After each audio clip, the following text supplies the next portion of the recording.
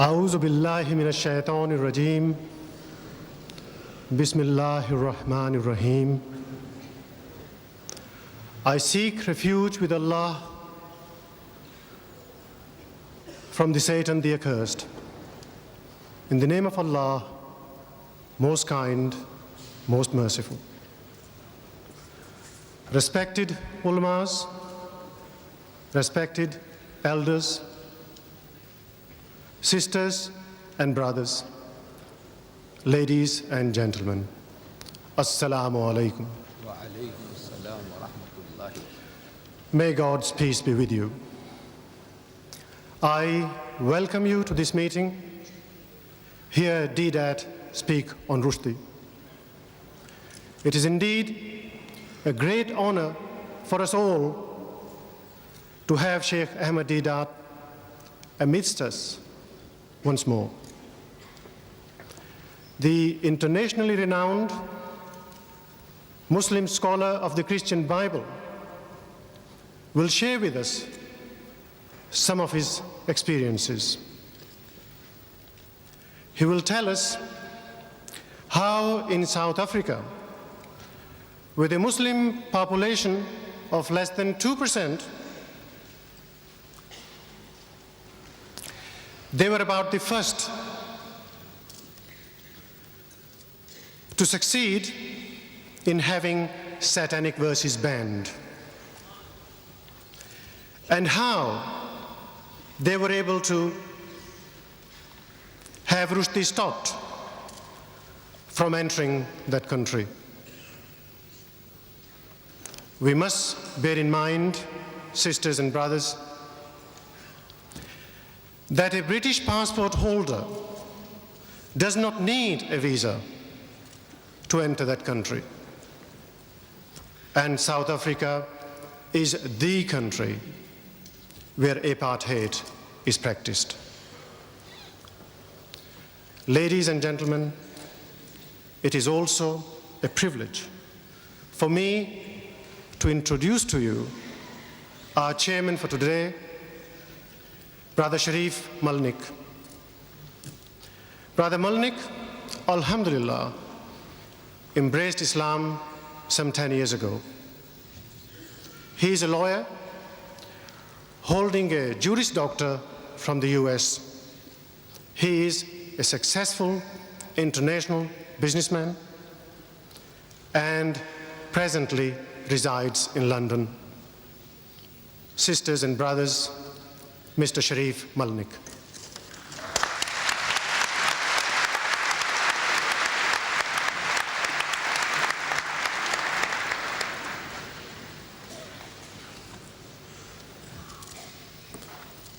أعوذ بالله من الشيطان الرجيم بسم الله الرحمن الرحيم.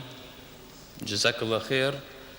Sheikh Deedat, Brother Shamshad, brothers and sisters, ladies and gentlemen, Assalamu alaikum wa rahmatullahi wa barakatuh. Wa alaykum assalam wa rahmatullahi.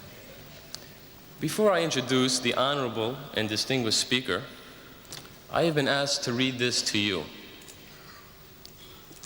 Satan, being thus confined to a vagabond, wandering, unsettled condition, is without any certain abode, for though he has, in consequence of his angelic nature, a kind of empire in the liquid waste or air, yet this is certainly part of his punishment, that he is without any fixed place or space allowed him to rest the sole of his foot upon.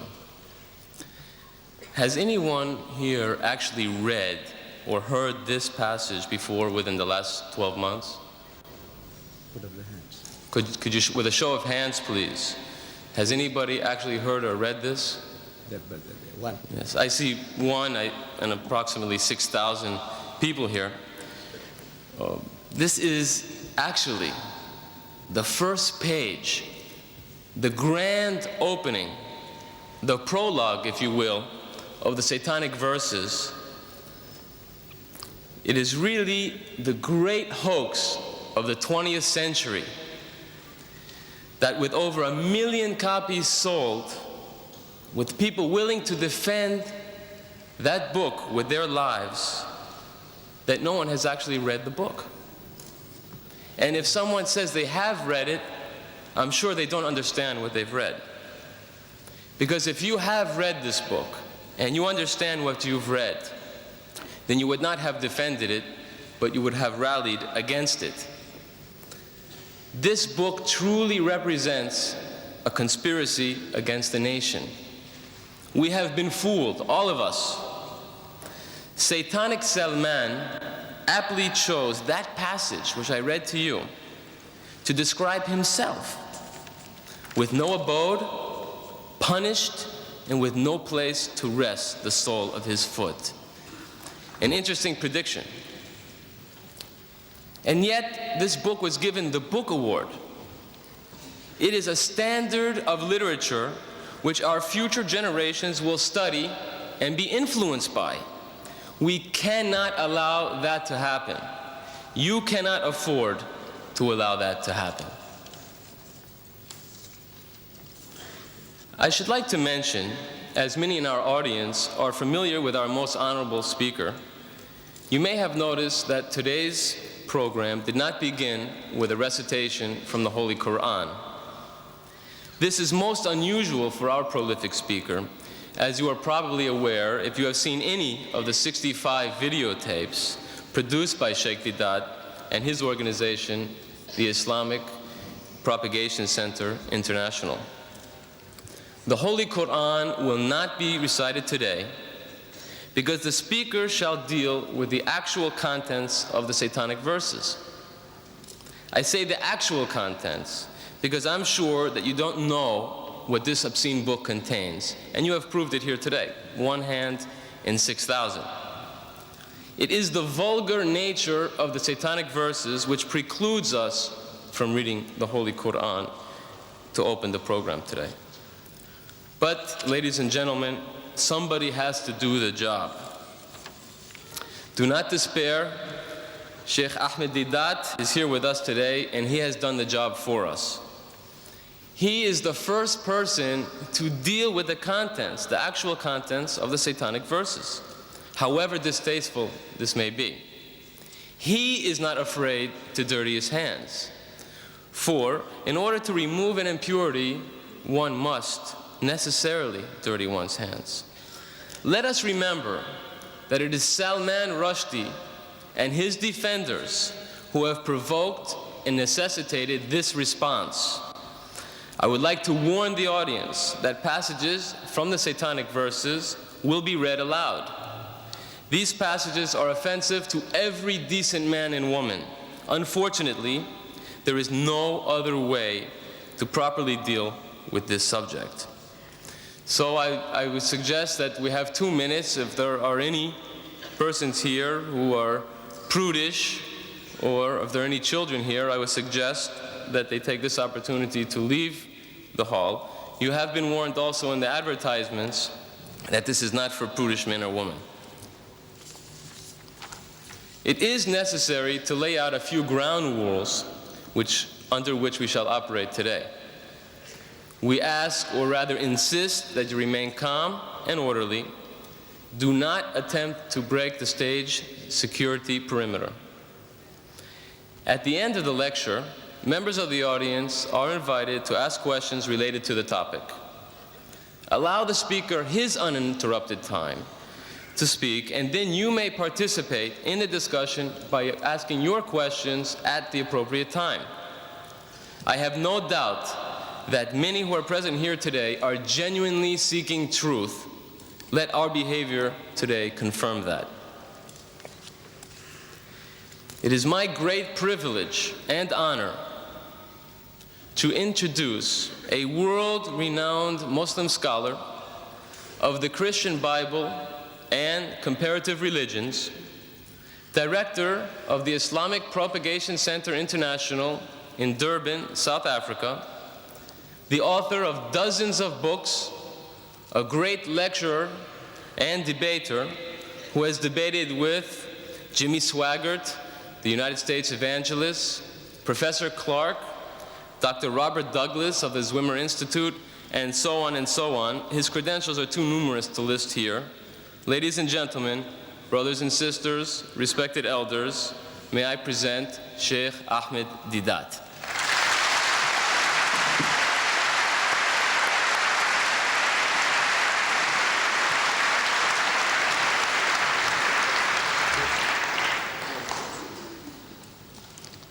أعوذ بالله من الشيطان الرجيم بسم الله الرحمن الرحيم وإن عاقبتم فعاقبوا بمثل ما عوقبتم به ولئن صبرتم لهو خير للصابرين صدق الله مولانا العظيم. Mr. Chairman and brethren, the subject that has been advertised, as you read it in the paper, was not the original topic of discussion this afternoon. The original topic, as we wanted to advertise, was the subject of this book. Each and every one of you have it. If you have it in that envelope, please take it out. Have a look at it. Everyone is supposed to have this booklet. The cover, it says, How Salman Rushdie fooled the West. That is how we wanted to advertise, in two colors, which we had planned. We sent it over, the negatives, for publication. But the so-called British Free Press, they couldn't stomach it. How Rushdie fooled the West. They said they won't advertise that. They won't take our paid adverts. Believe me, I'm talking about your great country, which stands for freedom of speech and expression. For who? Not for everybody, for certain selected groups. This innocent advertisement, how Rushdie fooled the West, they couldn't stomach that. So we had to change it for their benefit to say a challenge to the giants of the British literary world. These giants, the so-called giants, who are standing in support of Rushdie, I have been reading their statements. They said, never mind what he says, we support Rushdie. Never mind what he says. He is a God. He is their God today. Whatever he says, we support him. How can you deal with people like that? You say, come forward. Now I want to educate you. I want you to know what he says, because you haven't really read the book. That is why you talk like that. An amazing thing, I'm telling you now, really speaking, nobody has really read the book, Muslims and non-Muslims.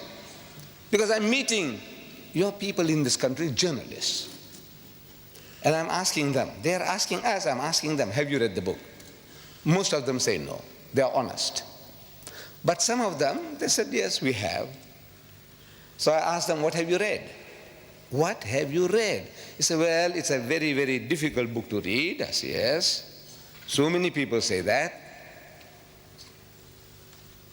What did you read? I will come to that. I will come to that in time. Now, this book came out in September 88, I take it. And there was a furore among the Muslims of Britain.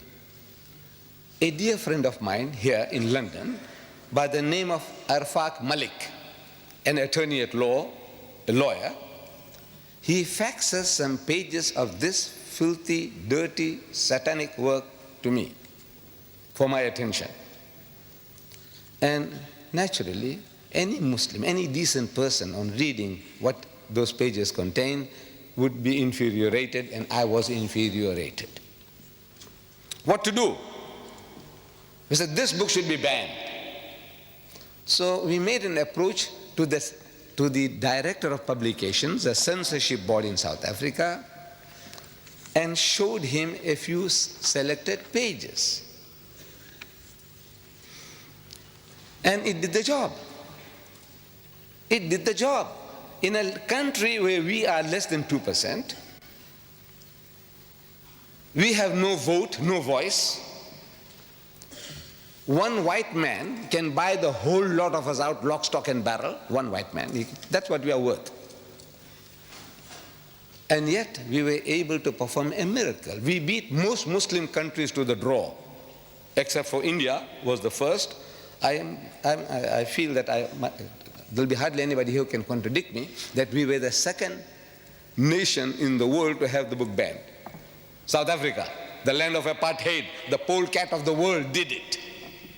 How was it done? These selected pages, we take them over to the director and say, sir, have a look at this. The Satanic Verses, page 461. You don't have to worry. This book is an instruction book, is an instruction manual. When you read it, some of the pages and things that you miss out, you'll find them here. This is an instruction manual for you all. He reads, nigger eat white man shit. Nigger. You know who he's talking about? The Africans. He eat white man shit. You know this word shit. It was so difficult for me to use here, in this very hall. There was a debate and I wanted to use this word and I skirted around and around, beating around the bush, and I couldn't come to it. I couldn't say the word shit. But now I have to say shit because I have to quote him. I said, now you know, human dung, you know, cow dung. What the hell? Therefore you were warned. You were warned. This is, look, please, if you are hypersensitive, don't come. Don't bring your women and children with you. But you have braved yourself to say, now we are prepared to listen. We are in Britain.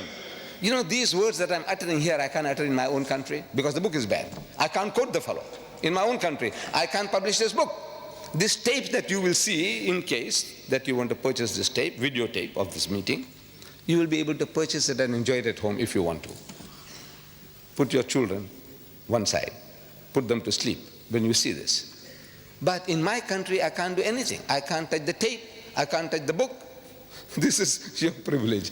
You see, you have that freedom of speech and expression. I say, well, you enjoy. So nigger eat white man shit. So the censor reacts. He says, this is racist. He is a racist himself, but he said, this is rank racism. You know, how will the Africans react to this? This book is telling them that they enjoy eating white man shit because he has an afterthought. Who?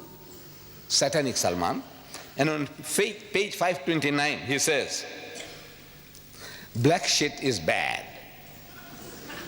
So for this brown Britisher, white shit is good, acceptable, but not black shit.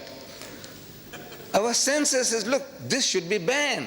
We say boss, you say boss, we say boss, that's his language. You say boss, this is your privilege. He says, you know, boss, sir, master. He is coming to South Africa to promote his book. He says, no, we can't have him.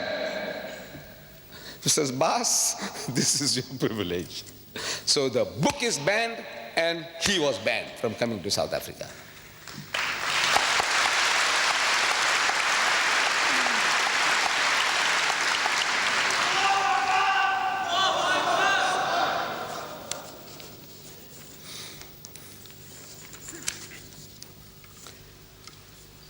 We could have done the same thing here.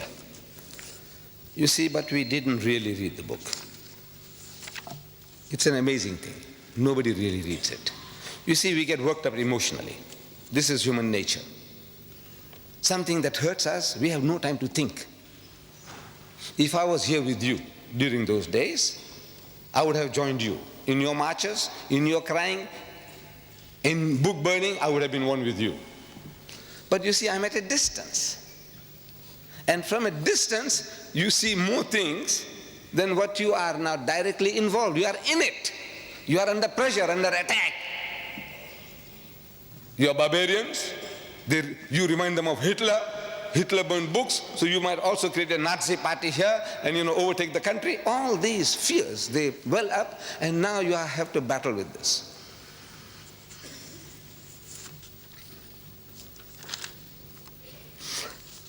Now I am qualified to speak on this for a number of reasons. Number one, you see, I am an elder brother of yours.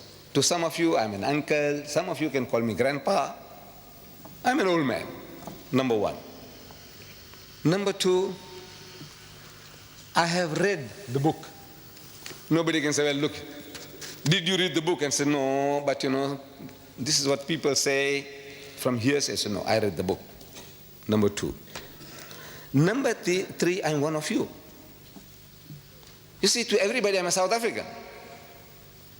But if I tell you that I carry a document with me, a British passport, 63-year-old passport, you believe it?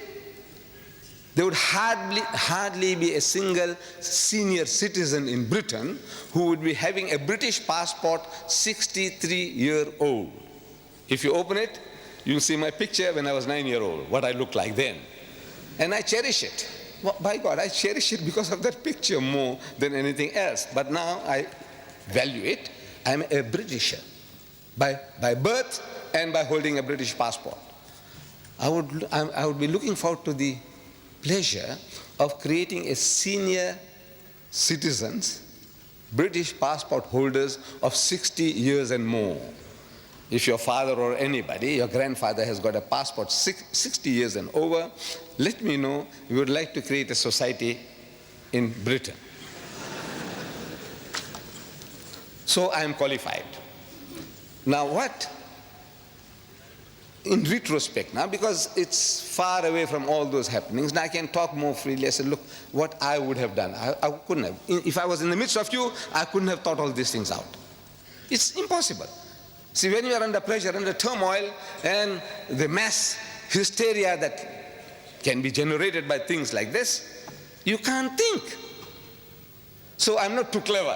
What I'm going to tell you now, say, this guy's too clever. I'm not, wallah. I tell you, I'm not clever. I am now benefiting from other people's experiences. I have been watching your TV debates on these topics. People send me the videotapes. I watch them from Britain, from America, and I'm getting educated by those debates. I said, what's wrong? Why don't these people tell the fellow, when questioned, what is it that's creating such temper, such anger in you? What makes you so angry? So the guy says, he spoke slanderous things and he stored filthy language. One of these programs I'm watching, the nearest a brother came to answering. He's prodded. What did he say? And I watch his face. See, the camera was on his face. And I can see that he's in hell. He doesn't know how to get out of that situation. So he takes a deep, he said, what is it? So he said, he used word like benchod.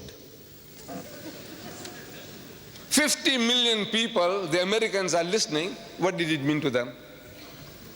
Nothing. And you get enraged. You want to go and kill the man for that? What did he say? I said, our cases have been going by default. If you read the book, here, if you took the right approach, the approach, even now is not too late. I will show you ways and means. Very cheaply you can get things done, very cheaply. Not with the gun, not with the bomb, not with the stone.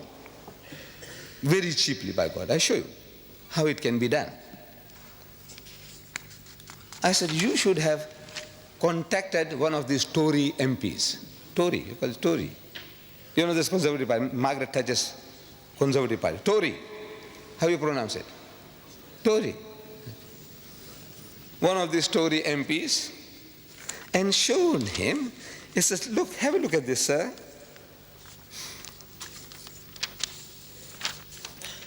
Our Iron Lady, our Prime Minister, this fellow Rushdie, show him the page, open the page 269. He calls our Maggie torture. Torture, not Thatcher, torture. One sentence, one word sentence, torture, full stop. Then he calls her Maggie the bitch. You know that? He is calling our Prime Minister Maggie the bitch, and he got away with it. Then on page 80 of his book, he says the British. I don't know how I'm going to say that. Page 80, he says the sister, F-U-C-K-I-N-G, British. You see, he's thinking in Gujarati or Hindi. He's born in Bombay. He wants to use the word that our representative used on the TV, Behin Chod. No, he's thinking in that language and he translates it, but not at that stage. When he uses that word, no translation. Sister fucking British. This is what he's telling them. You fuck your own sisters. British, whether you are Pakistani British or English British or Sikh British or Jamaican British, you fuck your own sisters. You take that? You take that? I said, tell this to the MP. Look at this, sir. And this guy on page 169, I'll come to it later in detail, he has sex with the Queen. He even cohabits with the Queen. I will come to that. I tell you, immediately the book would have been banned. Immediately. No arguments. But you were crying about yourself. You know, he saw my mother, he saw my fathers, our spiritual fathers, our Sahabas, he did this, he did that. It's a good luck to you. You are a people, you know, you have been a challenge to us for over 1,000 years. You conquered once Christian lands, never to be retaken. The whole of North Africa was Christian. Whole of North Africa, Egypt, Morocco, Algeria, Libya, the whole lot was Christian. The whole of the Middle East, Syria, Palestine, what you call Lebanon, all this was Christian. You came and ruled Spain for 800 years. You knocked at the gates of Vienna. You have it a challenge. And even now, when you are down and out in the gutter, even now you tell the guy, he says, look, sir, don't drink. Drinking is bad. Gambling is bad. No dating, no dancing, no courting. Don't eat the pig. Don't you? Wala taqulu salasa. Don't say Trinity. Look, you are a thorn in his side. Now for a change, your own child, one of your own, he's put a pineapple up your backside. See how it feels now? He's getting sadistic pleasures. He's getting pleasures in our pain. You cry, you wail, you burn books, you march, he's happy. He's getting a subtle revenge on you through your own. The way was to turn the tables. Bas, I don't know how you address them. I don't know how you address them here. I would say, Bas, Pakka Saheb, look what this guy is saying about you. Not about me, my mother, about you, your mother, your sister, your wife, your daughter. You show him and you see how he reacts. Some fellows tell me that the British are insensitive. They are insensitive. They have grown a thick skin. You can tell them what you like. You can swear them as you like. They don't react. I said, don't take a chance. You're making a mistake. He's highly sensitive. But his sensitivity is selective. Where it affects him, I will give you illustration, examples.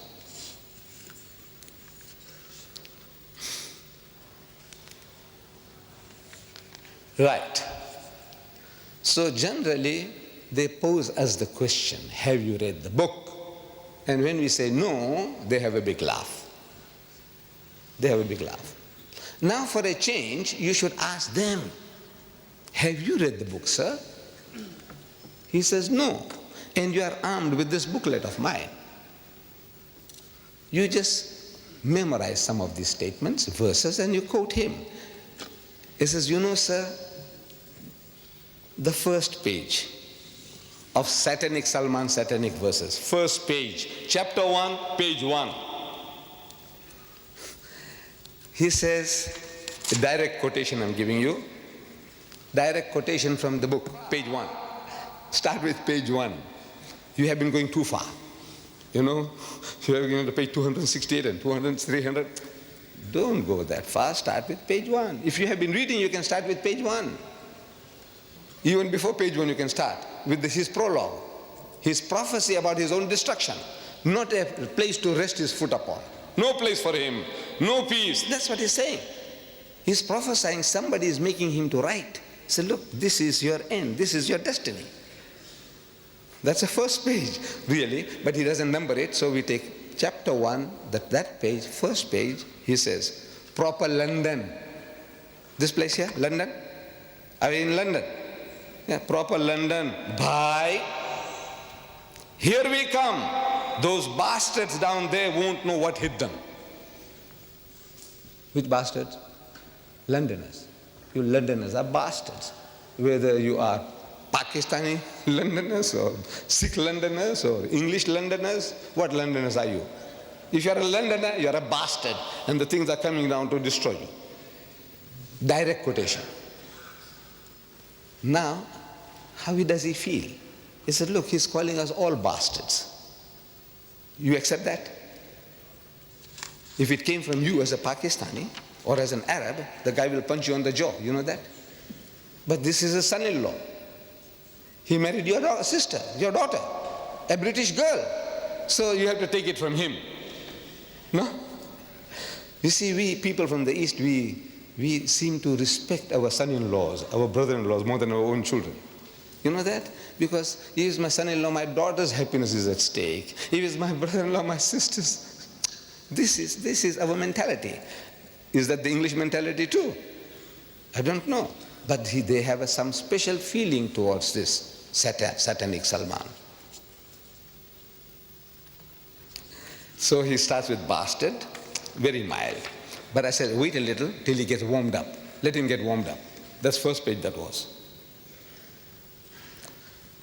He uses, on that first page, 16 Hindi words. 16, 1-6. For which he gives you no meaning. And you lap it up. I'm talking about the English now. The Hindi, maybe some Hindu. Our young people, what will they understand? Yar, bhai. Huh? What will you understand? What is he talking about? Takatamtum. No. If I read it to you, you can't imagine anybody taking this book up, paying 15 pounds, the fool. He pays 15 pounds for this book, and he reads this. I read the first paragraph. See what you make of it. To be born again, sang Jibreel Farishta, tumbling from the heavens. First you have to die. Hoji, hoji, hoji, hoji. The Englishman understands what he's saying. Hoji, hoji. To land upon the bosomy earth, first one needs to fly. Tata, takatum. The Englishman laps it up. Very nice, very nice. What? Indian spice.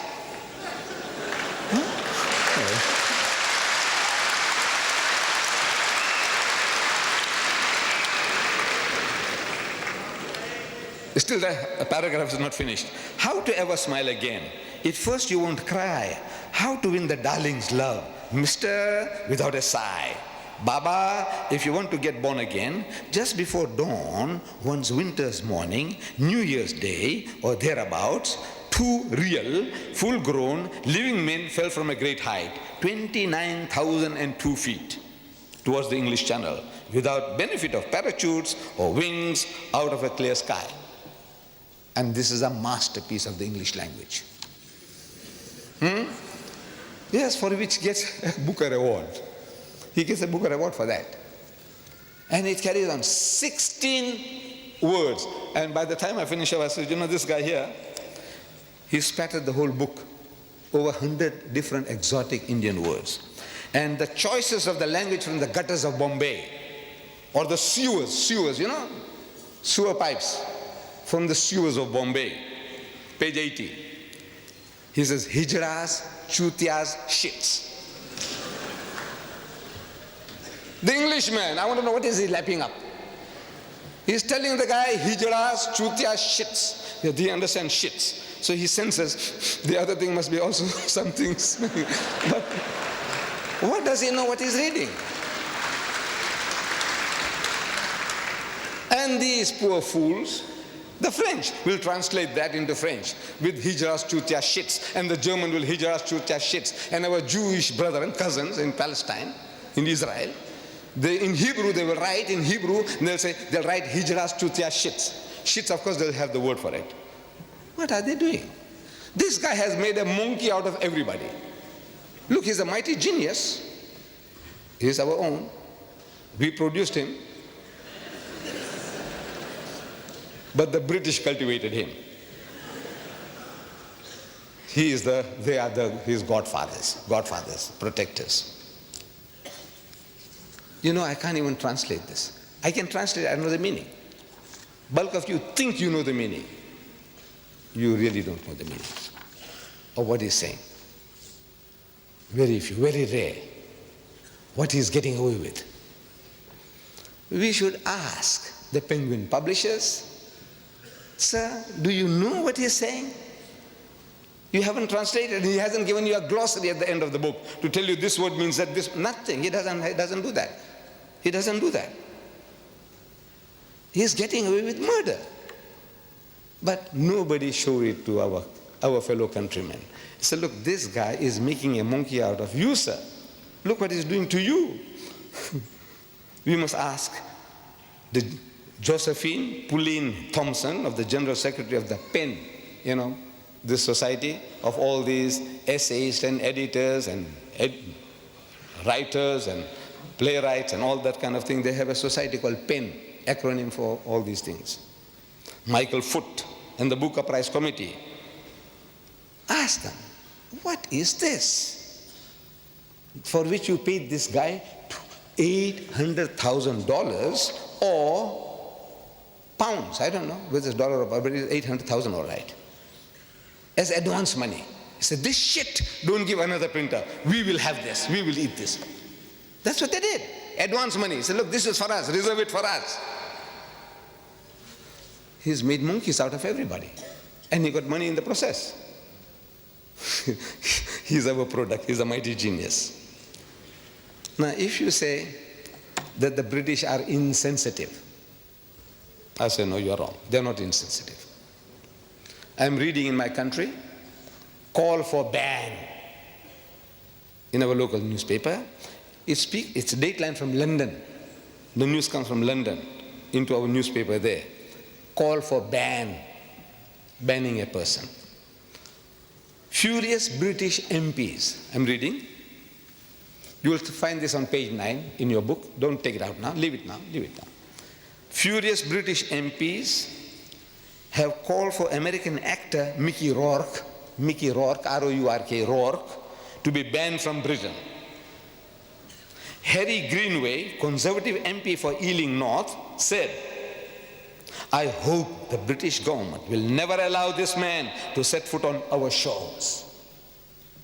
Never allow this man, this American, originating from Ireland. His grandfathers or great-grandfathers had migrated to America.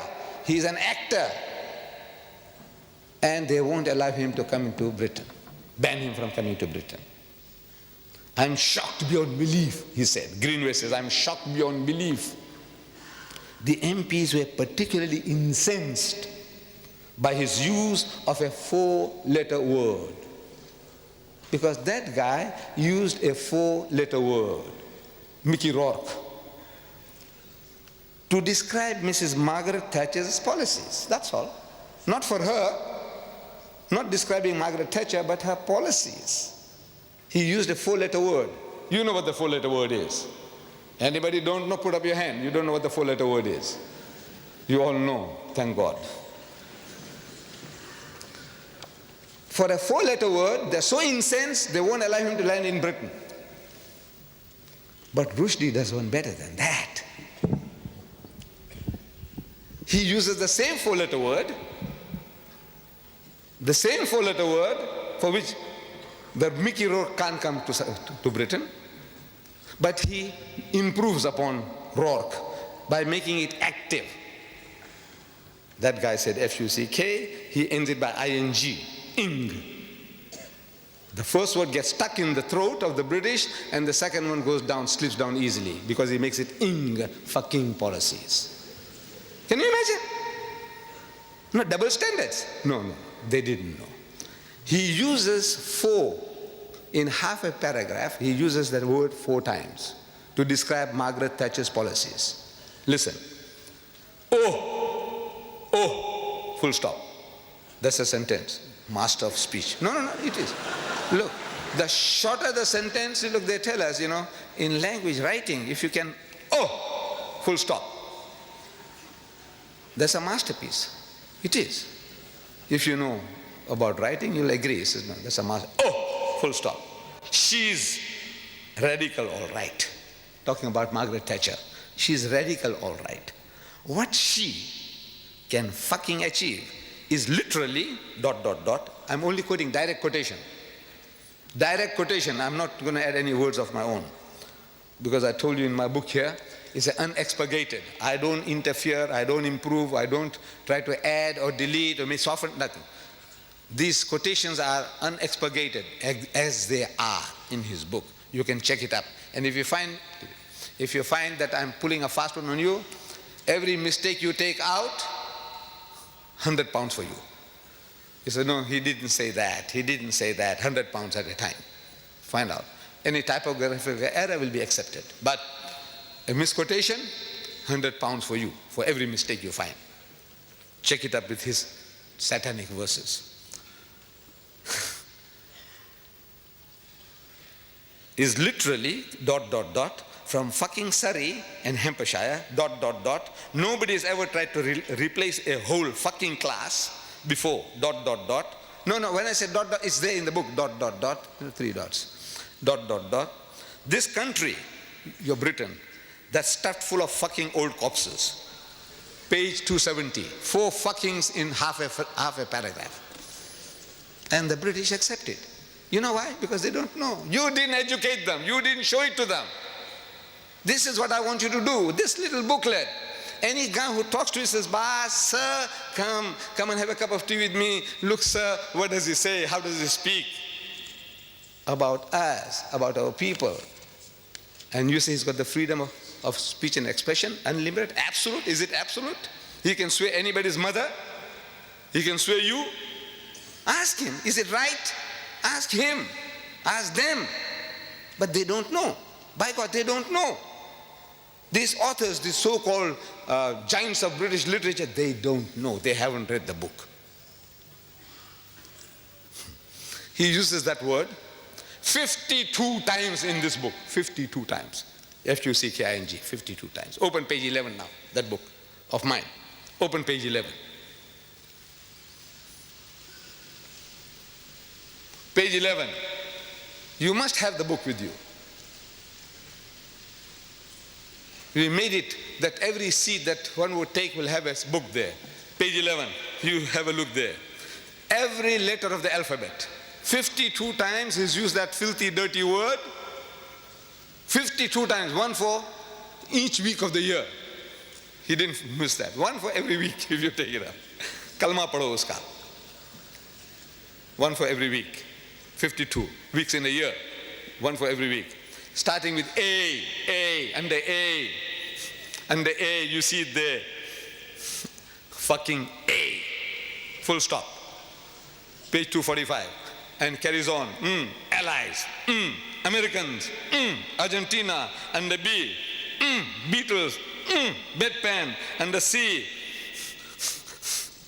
And the C. Class. And again. Creep. Clowns. Commandos. You got the pages there. Look, check it up. If one statement is false, £100 for you. You can mint money without costing you anything. Next page, page 12. You see under diff, and the F, and the D. What a thing, what a book. You want me to go through it? You want me to go through with this? Huh? And he wins a Booker Award. He gets $800,000 advance money for this. Literary masterpiece. No, you read it. What can I say? I'm forced to say it's fucked up the English language. The bastard.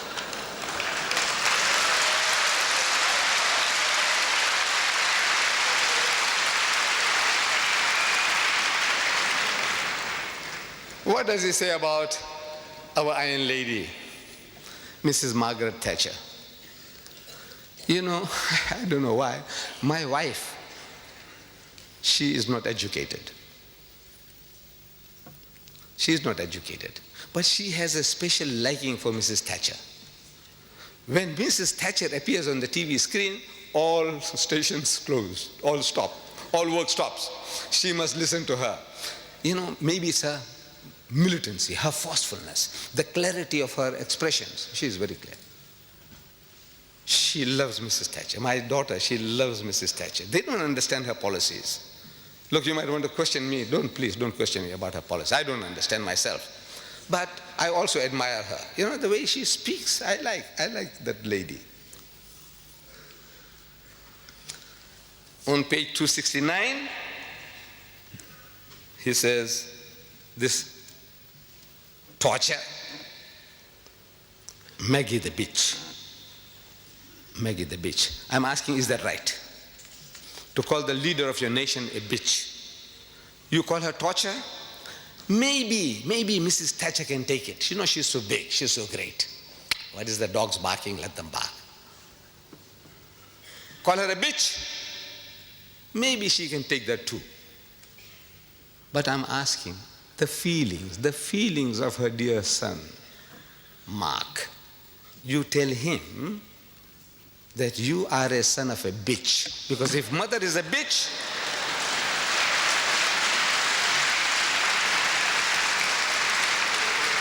so no, I'm not saying it. Rushdie says that you are a son of a bitch. By God, I tell you, he'll punch you on the jaw, break your jaw. I have seen him on TV. I know what he looks like, a great footballer when he was in South Africa. You say that, look, I'm not saying it, sir. Mark, these are not my words. Rushdie says that you're a son of a bitch and I'll give you one on the jaw. What about the feelings of her darling daughter, Carol? You tell her that Rushdie says your mother is a bitch. How would she react? I ask you. No feelings? You have no feelings. They have no feelings? What are they made of? Stones? No, they're human just like you and us. By God, I tell you, they will react. I didn't hear. Iron Lady, she's Iron Lady. I said she can take it. But now, what does Islam say to that? What does Islam say?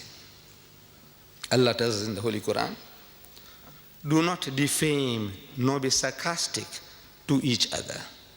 وَلَا تَنَابَذُوا بِالْأَلْقَابِ. Nor call each other by offensive nicknames. This is our teaching. Don't call people by offensive nicknames. Iron Lady, maybe it's an honorable. You say, look, she's tough and strong. She can do more than a dozen men's job. She's great. She takes it as a compliment. Torture, is that a compliment? We know it's not. He's distorting Thatcher to torture. Allah says in the Holy Quran, where? In Surah Hujurat. Where do you find Hujurat? In the book, in the Quran. How do you find Hujurat? I said, look, if you have this book, you must have it. You live in this country without this book? I don't know what I can tell you. This book here by Abdullah Yusuf Ali, this translation, at the back of it has a very comprehensive index. Somebody gives you a reference, Hujurat, and the H, look for Hujurat. It'll tell you chapter 49. 49 is easy to find because every page is numbered. Every page is numbered. Once you find 49, as an ayah number, verse number 11, easy to find. So you read the وَلَا تَنَابَذُوا بِالْأَلْقَابِ. And do not call people by offensive nicknames. Teaching you. Or another place under slander. Don't slander. Give you references. Don't backbite. Gives you references. What do you want to know? Anything you want to know, everything here is on your fingertips. And this is your privilege to have this for £5. Almost 2,000 pages for £5. There are fools who are paying £15 for 547 pages. This satanic Salmans, satanic verses, 547 pages, thick, these are thick pages, cheap paper. They are out to mint money. The cover is beautiful. The cover, as you see, is very beautiful. It is beautiful. The coloring, the production is good. But it's only a piece of paper. This is hardcover, solid, gold written. This is paper, but however, it looks very nice. 547 pages of filth, rubbish for 15 pounds. This 2,000 pages, 5 pounds. 2,000. This is Fletcher Bible paper. But most of you, I know you haven't got it. You haven't got this book. You have to arm yourself. They are available outside. We made it easy for you. Don't go start hunting for this book. You won't find it at Foyles. If Foyles had it, they'll charge you 50 pounds. Make it impossible for you to buy. 5 pounds outside here is highly subsidized. Get it. For yourself, for your neighbor, for your employer, as a wedding present, as a birthday present. There's no better gift you can give to your family, friends, and even to your employers, even the non-Muslim. 5 pounds, 5 pounds, 5 pounds. Take them one at a time, 2, 4, 5, 10, take them. Keep them. Maybe you might not be able to repeat the 5 pounds for 2,000 pages. This is 15 pounds for 547 pages. This filth and rubbish. So Allah says, don't defame people. Don't call people by offensive nicknames. What about bitch? Calling a person a bitch?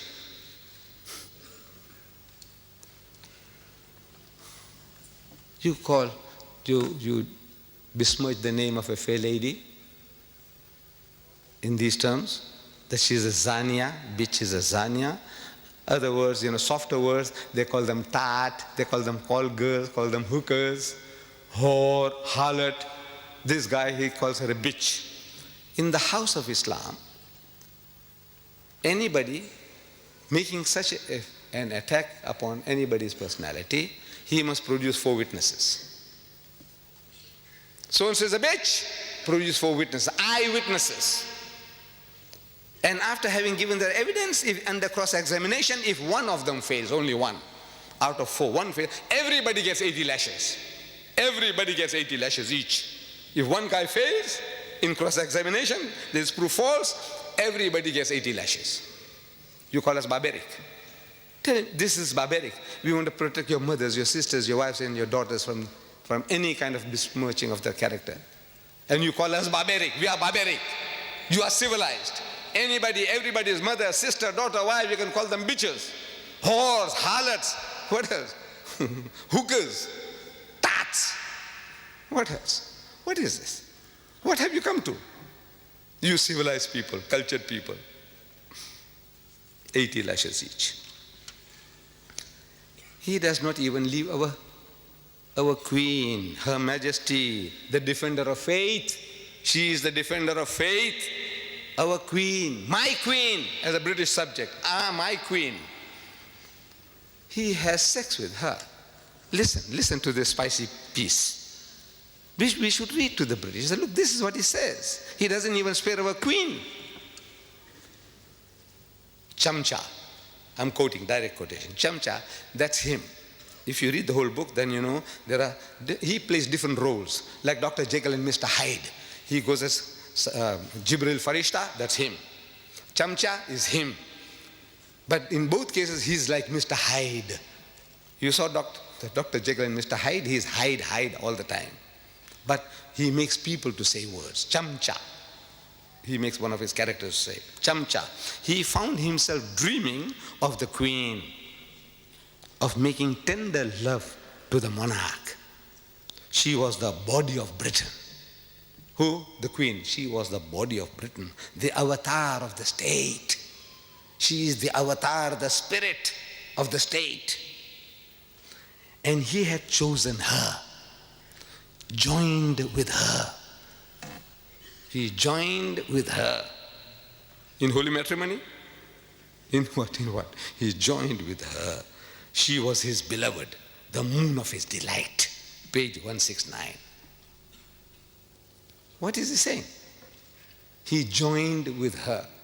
You might find some of these clever Alex, who come along and say, look, man, you are exaggerating. You don't know what you're talking about. Join could mean in prayer. They'll all pray together. Hallelujah, hallelujah, hallelujah. I said, please, please, please. You see, every book is its own best commentary. Every book. You ask any Christian, he will tell you that the Bible is its own best commentary. I will say the Quran is its own best commentary. And by extension, the satanic verses is its own best commentary. The book itself, if it can reveal the secret to you, you don't have to look for it outside. The meaning, you don't look for it outside. Let's see how he uses his word joined in another place to tell you what he means. In case you misunderstood, you're so dense or such a pervert, you want to exonerate anything he says because he's your God. Whatever he says, you say, no, I support him. So if you want to support him, now listen now. He says, I'm quoting, direct quote, page 479. Wild donkeys, fucking wearily and dropping dead, still conjoined. Joined, conjoined. What did he say? What did he do to the queen? What did he do to our queen? You take it? You accept it? You are not inferior. You don't feel hurt? There's something wrong with you. If you live in a country, you must be loyal to that country. Otherwise, get out. If a country is worth living in, it is worth dying for. Otherwise, get out. You have to be loyal to your rulers. This guy here, what he does to our queen, and you don't feel enraged. There's something wrong with you. There's something wrong with the British. Tell him so. There's something wrong with you, boss. I think what has happened to you? Cry with him. Cry for him. Cry. Make him to cry. Cry with him. Don't cry about yourself. Cry for him. What this guy has done to him, his benefactor, his godfathers and his godmothers, what he's doing to them.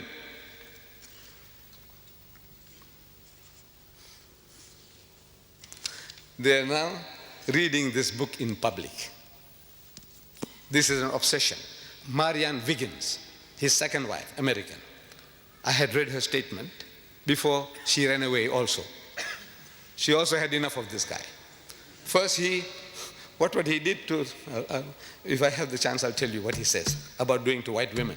What he did to first one and he did to the second one.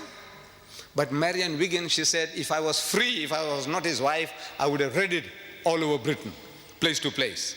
At the present moment, there is a woman called Susan Sontag of this literary guild. She's reading it in public in New York, religiously, daily.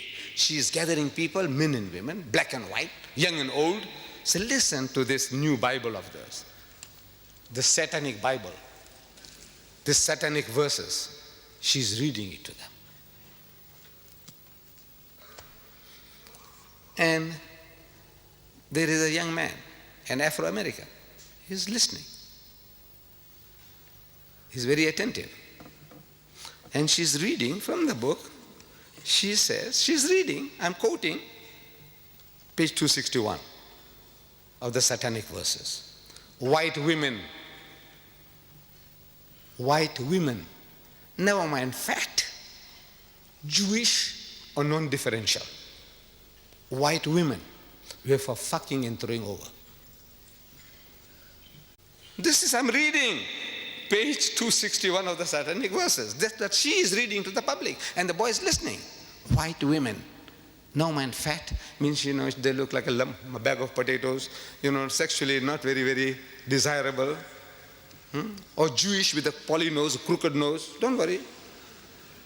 Non-differential, you can't make out the difference whether she's Swiss or German or French or English, what? You can't make out the difference. The only qualification is she must be white.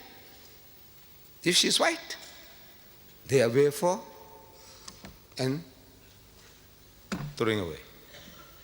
So this young man, he is out for mischief with 5 other friends of his. He is going to the Central Park in New York and he sees a white woman, very athletic. She's doing jogging. She wants to keep herself fit and trim. So they see her and it triggers the fellow off. This is it, man. The Bible says, Salman's satanic verses says, white women, no man, fat, Jewish or non-differential, this is nice and trim, so they go for her like a pack of wolves, and one fellow bashes her on the head and she falls unconscious, and they gang raped her one by one. And when they're caught, they said that the pleasure that they got in the sweat and the blood and the gore, it titillated the taste. You programming people, can't you see? With filth. This is how you program, create devils and morons. Brainwashing, they're being brainwashed. You want this to be read to your mother, your sister, your wife, and your daughter? And you, Penguin Viking, what's it? Peter Mayer of Penguin Viking, you gave this fellow $800,000 to tell the world that your mother, your wife, your sister, and your daughter, they were for and thrown away. What has happened to you? How did he bewitch you?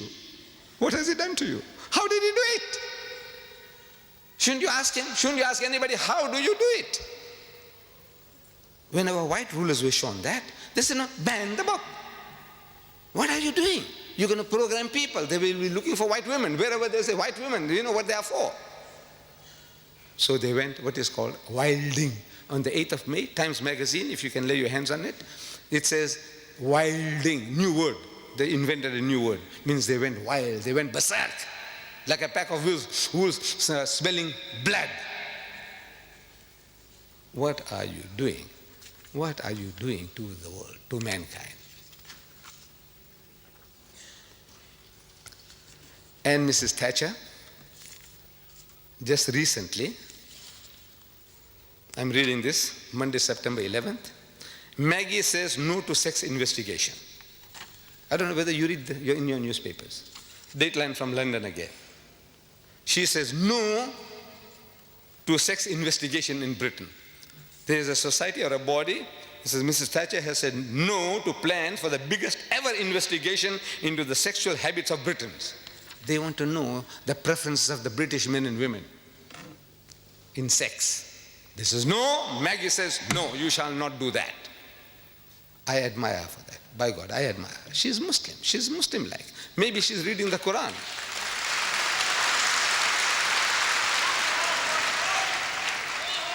Because Allah tells us in the Quran, evil should not be noised abroad, broadcast, except where injustice has been done. Because once you say things, there are things you can insinuate and you can program people. Like this. Look how easily people can be programmed. British girls are too easy. British girls, I'm reading from Sunday Times, one of the leading newspapers, Sunday newspapers in South Africa, dated July 9th. It says, British girls are too easy. Latin lovers reckon there's no skill in chatting up British girls because it's too easy to get them into bed. The Italian stallions in the holiday resort of Rimini hold a Playboy of the Year contest, earning points for each girl they make love to. They have a contest. Prim, Catholic Italian girls merit 10 points. If you get a prim Catholic Italian girl, if you get her into bed, 10 points for a bonk. One bonk, you get 10 points. French girls, if you can bed a French girl, you get 6 points. And if you bed a German Fraulein, you get 5 points. But British tourists are worth just 1 point.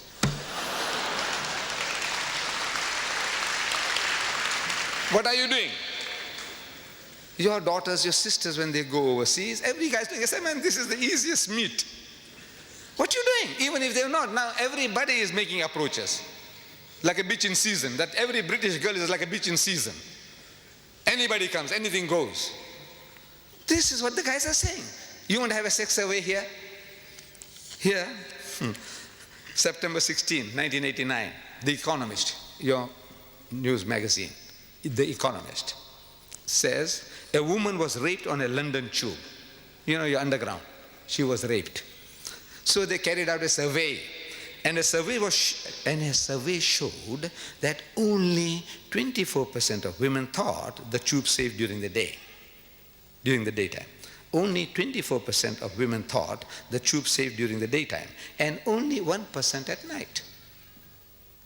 You know what they're telling you? This is semantics, playing with words.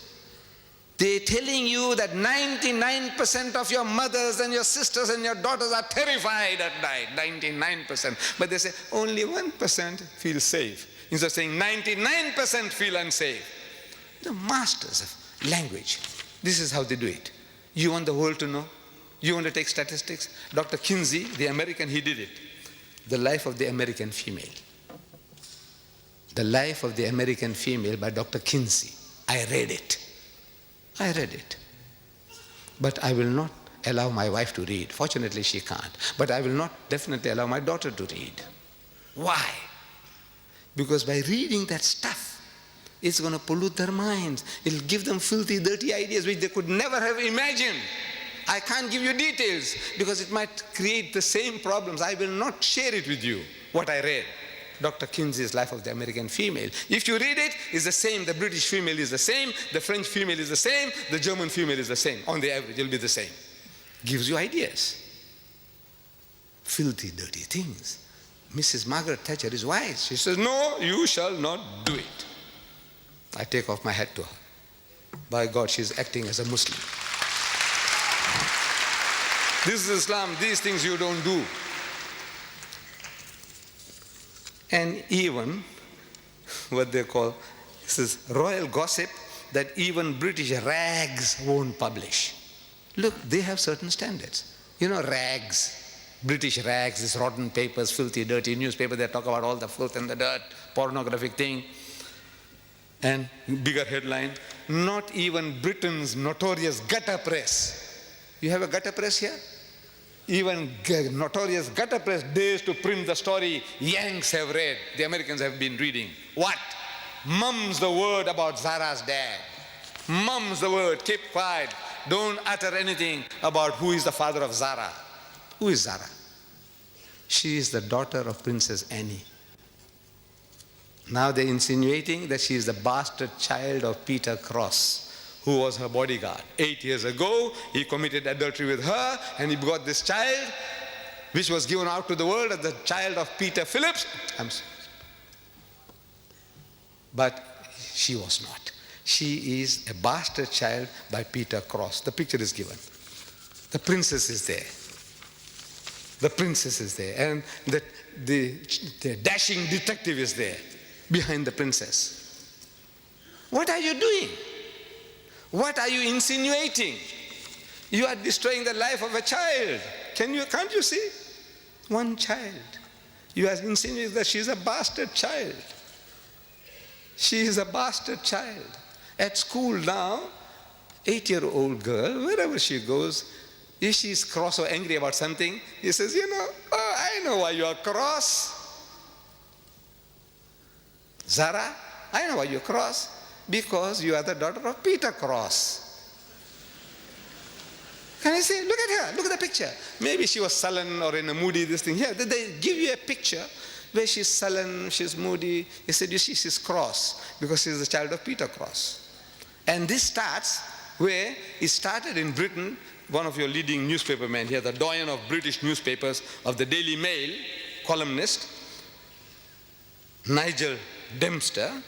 He goes to America and he makes these insinuations. He says Mr. Dempster was offering his expert opinion on the recently announced separation of Annie from her Mark Phillips, her husband, the undisputed father of Annie's son, Peter, age 11. Undisputed. He's got it blood tested. Can you imagine? He says now he's undisputed. How do you know he's undisputed? But now he's undisputed. He's giving the guarantee that the 11-year-old boy is undisputed his father's son. Asked by an interviewer to explain the breakup of the marriage, Mr. Dempster said, the problems dated back to the birth of Zara and cited long-standing allegations of an affair at that time between Annie and a dashing detective, Peter Cross, who was then her bodyguard.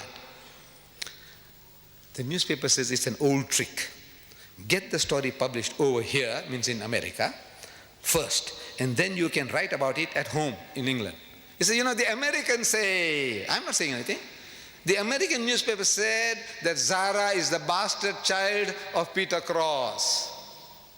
Can you do that? In the house of Islam, can you get away with that? By God. But this we want to protect, we want to help you, we want to teach you, but you can't teach, you can't help if you don't know the book yourself. We don't know our own book. We don't know the games that they're playing to be warned. Once you know, you can deal with the matter better. We are told, Allah tells in the Quran, Ya ayyuhallazina amanu, say, O you who believe, Ajtanibu kathiran min az-zann.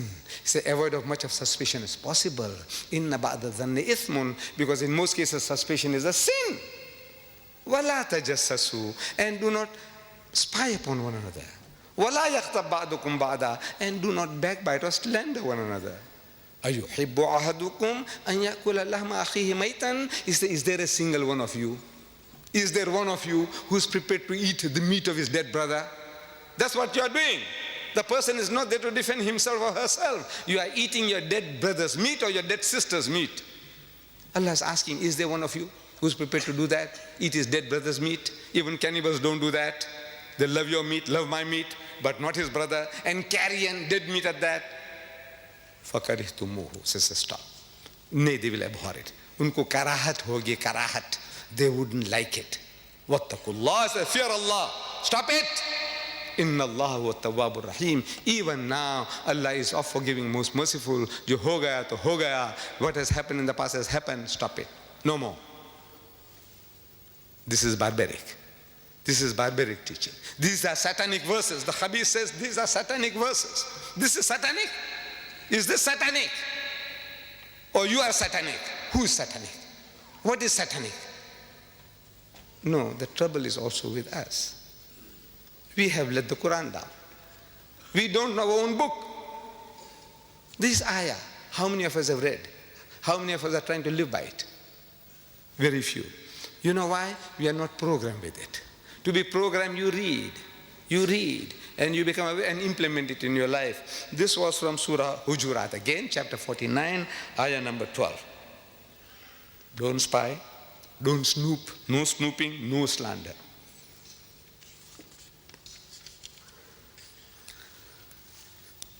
This guy, he spares nobody. He spares nobody. There's some type of sickness. I think there's a special word for it. A man who hates everybody, anybody, everybody. Even himself. If you read, he hates even himself. There's something sickness. He is a case for a psychiatrist. But he is an evil genius for writing. And there are conspiracies at work. Conspiracies, people are conspiring for this. They want this to be done. They want this guy to do. They gave him advance money beforehand. So come on, man, write this book. It's a grand idea that now you can slaughter the Muslims with filth. I said he spares nobody. Even my Hindu cousins. My ancestors were Hindus. I come from Bombay, India. My ancestors were Gujarati Hindus. I'm thanking Rajiv Gandhi. We all Muslims, we must thank Rajiv Gandhi for banning the book. But I'm telling him in my little booklet, I says, Rajiv, you have done yourself a great favor. I will not attribute motives to him. Oh, he wants to curry favor with the Muslim voters. No, don't do that. If a man has done a good deed, acknowledge it. Rajiv, I thank you for what you have done. Thank you very much.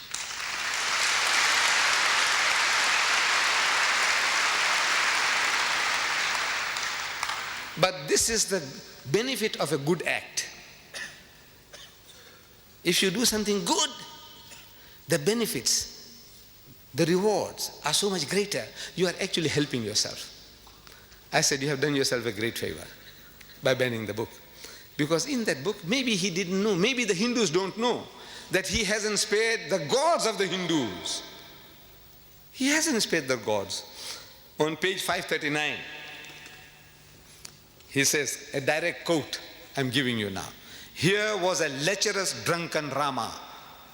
the God of the Hindus. Rama is the seventh incarnation of God, according to Hindu philosophy. Krishna is the eighth incarnation of God. Buddha, the ninth incarnation of God.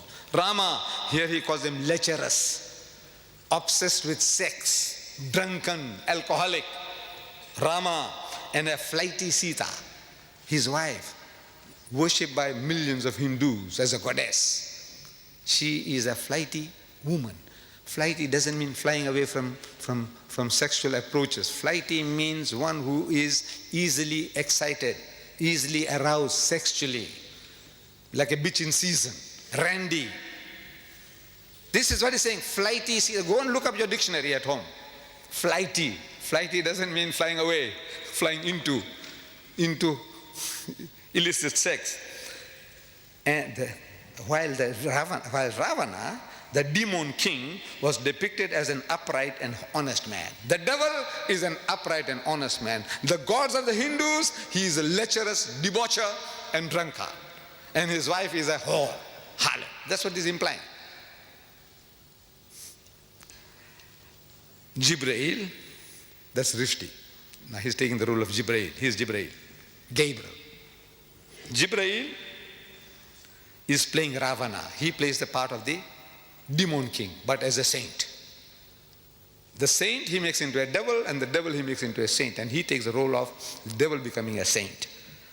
George explained in fascinated horror, looks like he's trying deliberately to set up a final confrontation with religious sectarians, knowing he can't win. Look, he's writing, Rushdie is writing this. A prophecy about himself, that look, he's doing this. He's trying to create a play within a play, a dream within a dream, so he can get away with this. I was only dreaming. You know, when he had sex with the queen, he was only dreaming. He didn't literally do it. That's how these perverts will say, look, he was only dreaming. I said, you khabis, when he wrote it, he wasn't dreaming, was he?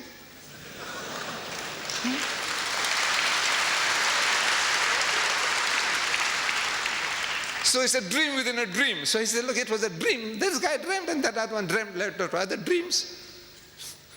He says, a final confrontation with the sectarians, knowing he can't win, that hell, he'll be broken to bits. Page 539, that he will be broken to bits.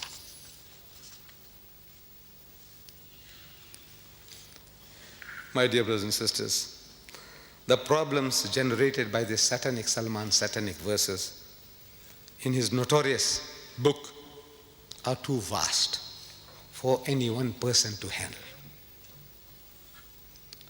Please let me conclude that if such are the priests, these are the priests, the prophets of these atheist and agnostic people, these are their gods. If such are the priests like Rushdie and his fellow travelers, with a Bible like the satanic verses, God bless the congregation. And if such is the congregation, then God bless our queen. God save the queen.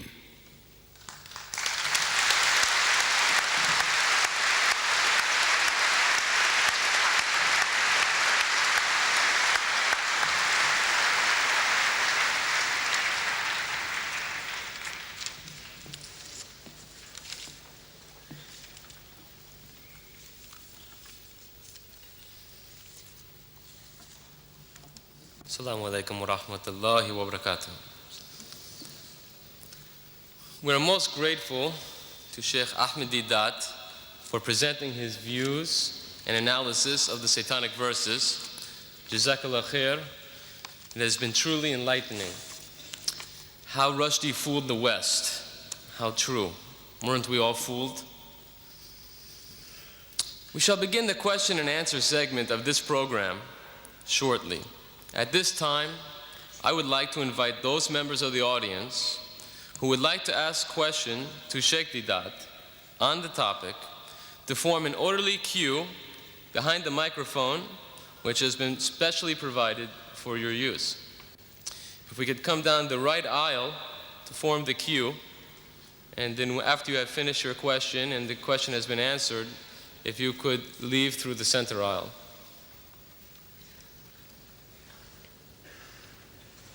Identify themselves. They can identify themselves. While you are forming the queue, it is essential that the following guidelines be strictly adhered to, so I would like to fill you in. This will avoid the chairman having to interrupt the questioner. This is a question time, not an opportunity for you to make a speech.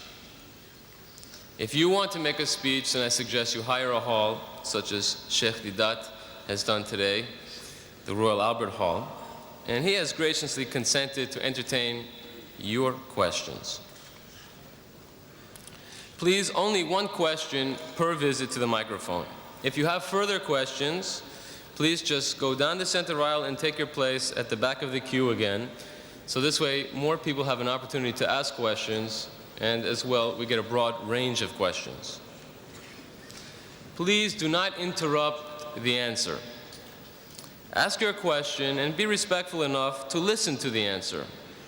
This is not a debate. Finally, please keep your questions succinct and related to the topic of today's lecture, how Rushdie fooled the West.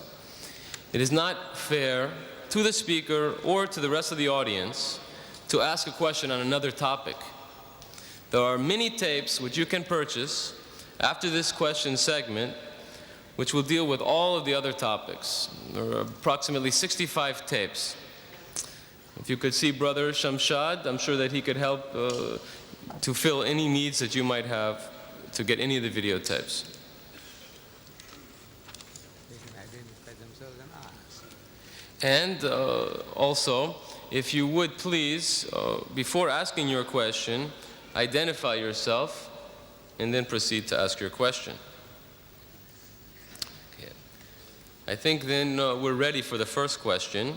If you could please, sir, identify yourself and ask your question. Assalamu alaikum. Wahib Hassan, a student. Just like to ask, should Rushdie die?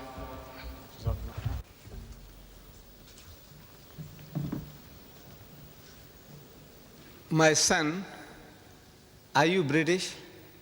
Are you British? Huh? Yes. You are a Britisher. No, if you are a Britisher, you see, I said, how Rushdie fooled the West. You are one of those. And if he did to your queen, if he did to your ruler, Mrs. Thatcher, what Rushdie did, I want to know from you, what would you do? What you would do. I want to know, if you are a Britisher, if you are a loyal citizen of this country, I want to know from you, what would you be doing?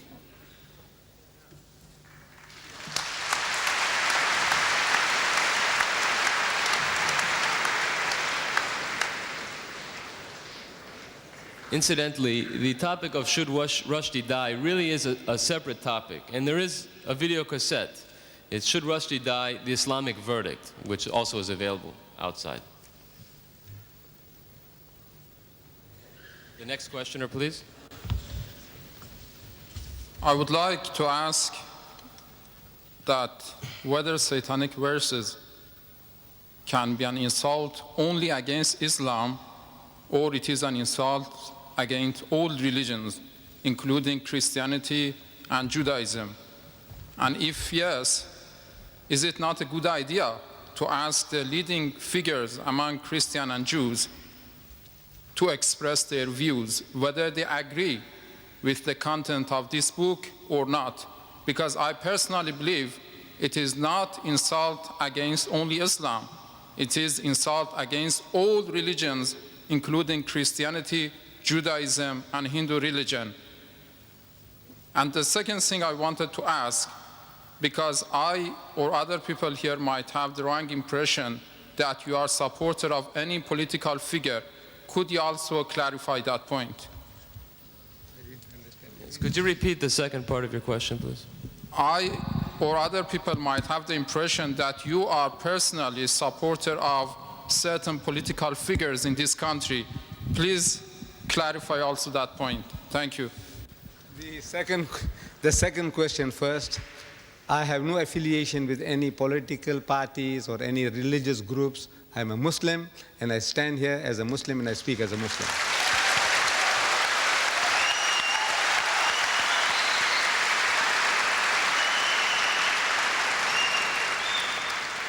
With regards to the first question, you see, when I said how he took the West, more specifically tonight, the British, for a ride.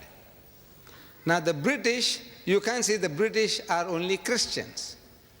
My Muslim brothers say they are British. The Jews in this country say they are British. The atheists say they are British.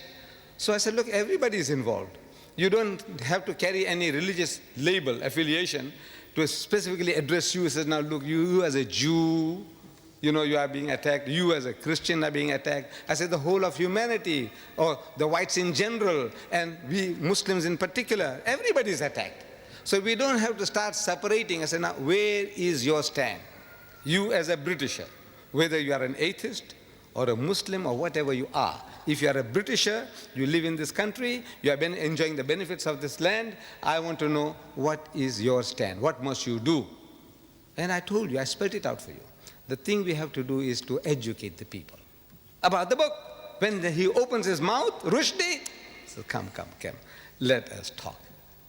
This is what I'm suggesting, that you call the people for a dialogue. Sit down, man. Give him a cup of tea. Give him your bhajjas and samosas. I don't know whether you understand that. You see, you ask the Pakistani what I'm talking about. You know, I don't know whether you are from Iran or from where, what the bhajjas and samosas, whether you understand. But our bhajjas and samosas will do the trick. Give it to the guy. Give it to the guy and talk to him.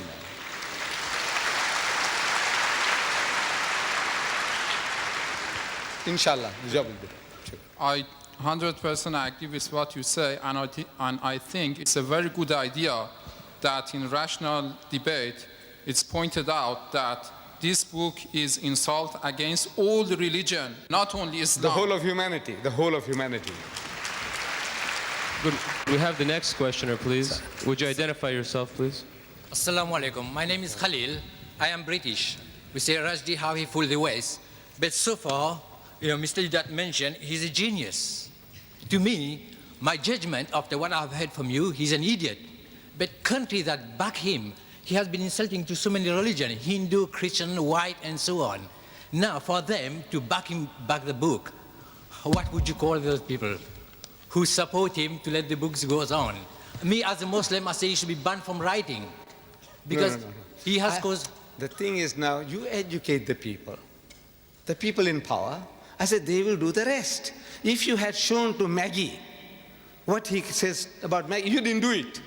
You didn't do it. You didn't tell the people, he said, look how he's abusing our queen. Did you?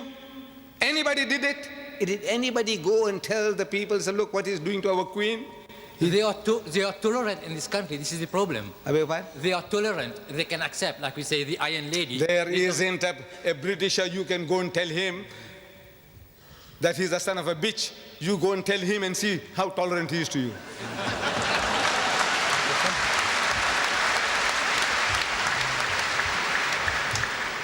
Would you identify yourself, please, and ask your question? Assalamu alaikum. Ladies and gentlemen, brothers and sisters, Sheikh Didat. Like all Muslims, I'm incensed by what Rushdie has written, and I feel I must protest. According to what you said during your marvelous lecture to the Quran, we cannot nickname people or mimic, is that right? Then how would I feel when I read your book on the first line refer to Satanic Salman and the picture with the horns and the hat? Is that against Quran or not? Could you please clarify that point for me? Thank you. Thank you. Well, let me say, look what he did to me. See, if I swore you, anybody will justify you swearing back. Am I right? Am I right? Yes. If I swore you, you swear me. You swear me, I swear you. And people will say, well, you just can't help. That guy did it to me. What he did to me, my natural reaction, I'm not perfect, by God, by far from perfect. I'm. Could we have quiet, please? Excuse me, you had your chance. If you would like to ask a question, please go to the back of the queue. Would you please be questions? Now, why don't you line up? Why are you sitting there like a dead duck, Why don't you line up there? You get your turn. You. Line up. Take your turn. Then we know who you are, what you're talking about. See, shouting from there. Now he's discussing strategy. How? Look, my son. I am like anybody else, like you, like anybody else. I am no saint. And I'm not perfect. I'm telling you, this is what Islam teaches. I, you, everybody, you must try to the best of our ability to live by it. Let's say to a degree, I have fallen short of that requirement. I have done it. I have done it. Good man. Thank you. The next questioner, please. Identify yourself. Assalamu alaikum. My name is Omar. I'm a Muslim. I need no other identification except the title that Allah in His infinite wisdom, power, and grace has given to me, and that is that I'm a Muslim. I heard much of what you said and I agreed, and I heard much of what you said and I was hurt and disagreed. I was pained for the children that were here and the language. Of course, we live in a world where language such as that is often used. But what pained me the most was when I heard, if I can quote you, and please allow for my inaccuracies. Sometimes I am often mistaken.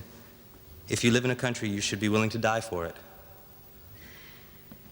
Well, there are many countries in which I'm willing to live, but there's certainly only one cause for which I'm willing to die.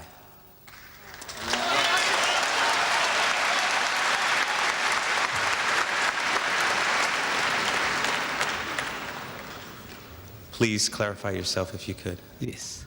Thank you. You see, I made a statement that if a country is worth living in, it is worth dying for. I did say that.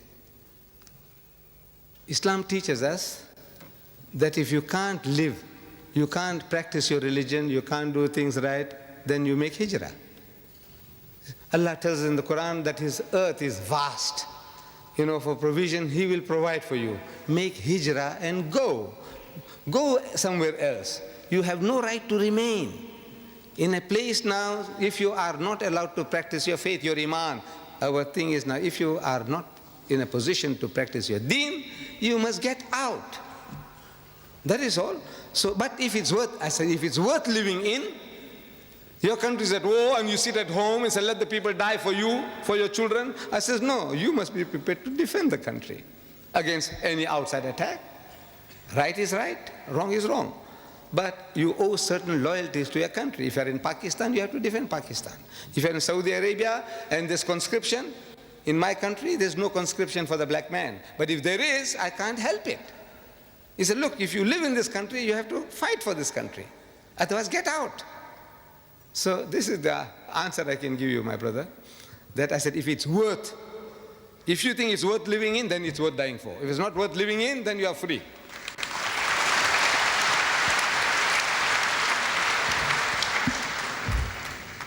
Assalamu alaikum. Brother Sheikh, in bracket Professor Didat, in your opening speech earlier, you mentioned the course you took in South Africa relating to this satanic Salman. I think I am in full support of what you did, and I am very pleased with the success you got. But will people, say in predominantly Muslim countries, and also Muslims living in this country, follow the same course? Viewing that the book was written here, published here, which means all those actors, the Queen, the head of state, and other leaders who were accused or abused, have read the book, presumably, or some others have read it and translated it to them. They knew it, and yet they allowed it to be published. So if they didn't object to it, we as Muslims living in this country, though I'm not British, but I'm living here, should we not protest to defend our own religion, our own faith, our own belief? May I know what you think about the action of our brothers and sisters in Bradford, who really brought us to light to defend our cause? Thank you. think you missed the point when I said that if I was here with you when this turmoil was taking place, I would have joined you in your marches, in your crying, in your book burning. I would have been one with you. Did I say that, if you remember? I said that. I would have been one with you. But now I said I have an advantage. I was far away, and it's taken some time for me to see things. In other words, now I can formulate ideas, which you in the midst of turmoil, sitting on a hot stove, you can't do. It's not your fault. I'm not blaming anybody that, look, why couldn't you do this? Why? I said, look, the reason is you were in turmoil. You are on the run. Like Jesus Christ. You see it in the Bible. The man is on the move. Every time he opens his mouth, people want to stone him. So he's on the move. It's a different circumstances from another man who is at peace and rest and he's able to deliver a message. So I have that advantage and experience from other people's mistakes. I'm benefiting. I said, look, this man here on the program was questioned. Have you read the book? And our heroes, almost all, they say no. So I said, no, I mustn't fall foul of that. Suppose I go to Britain and I offered 50,000 pounds to BBC TV. BBC TV, I offered them 50,000 pounds to give me 5 minutes on prime time to give them the best of Rushdie. I said, you want to read in public? You had the blasphemous banquet? Give me only 5 minutes and I give you 50,000 pounds. Give me 5 minutes to read to you the best of Rushdie. No reply.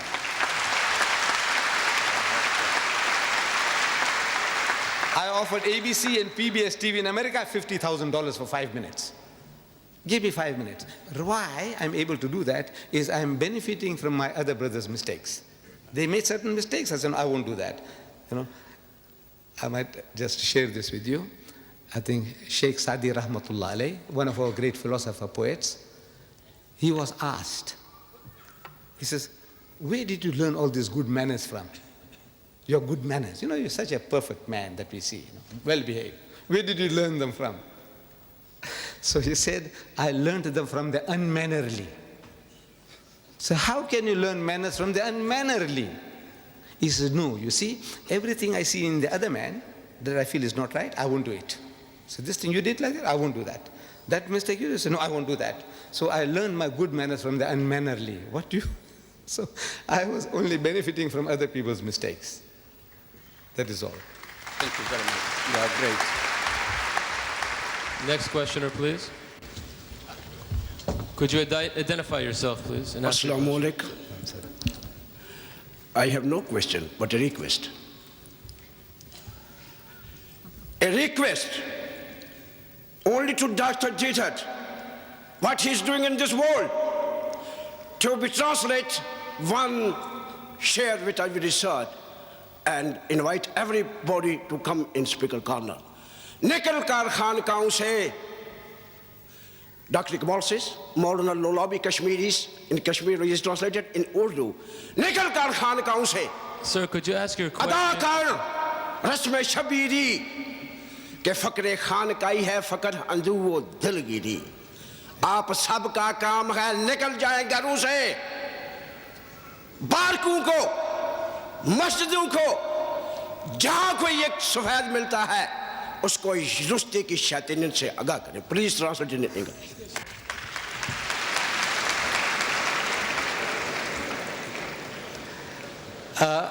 I'm not an Urdu Khan, but so a few words I understood was that instead of remaining in the monkeries and in your cloisters, you know, saying tasbih and sitting down doing nothing, so get out and do some work.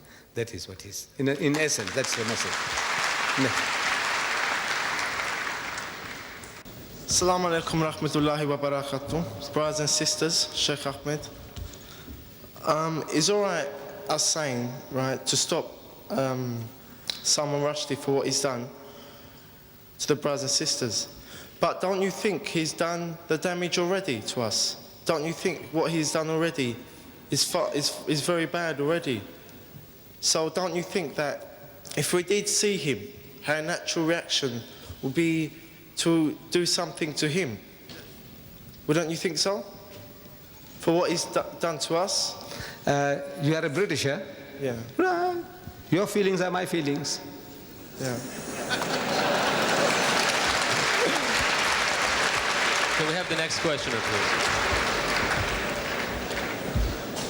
Would you identify yourself, please, sir? Assalamu alaikum wa barakatuh. After all the things that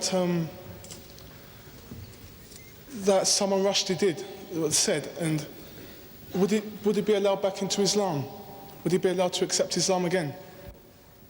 You see, accepting Islam, this is in the hands of God, whether Allah accepts.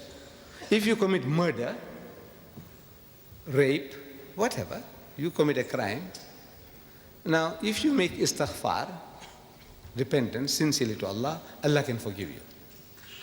But in the house of Islam, the Sharia takes its course. Allah can forgive, but the Sharia won't forgive. You committed a murder, deliberate murder, you deserve to die, life for life. But in the hereafter, your recompense is there. Allah says, all right, okay, you sincerely repented, I forgive you. That's his prerogative. But the Sharia has no right. The Sharia won't allow you to forgive if you do a crime.